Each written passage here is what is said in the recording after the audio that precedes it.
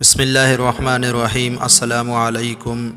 پیغمبر اسلام صلی اللہ علیہ وسلم کا معجزہ۔ حضرت جابر رضی اللہ عنہ کا بیان ہے کہ ان کے والد محترم جنگ احد میں شہید ہو گئے، اپنے ذمے بہت سارے قرض اور 9 لڑکیاں چھوڑ گئے۔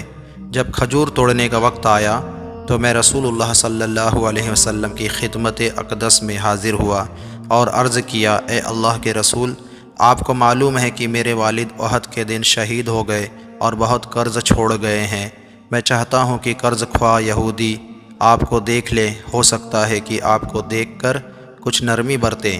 تو آپ صلی اللہ علیہ وسلم نے فرمایا، جاؤ ہر قسم کی کھجوروں کا علیحدہ علیحدہ ڈھیر لگاؤ۔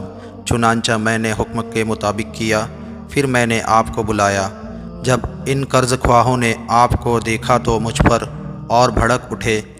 نبی اکرم صلی اللہ علیہ وسلم نے ان کے سخت رویے کو دیکھا تو پہلے بڑے ڈھیر کے چاروں طرف چکر لگائے، اس کے بعد اس پر بیٹھ گئے۔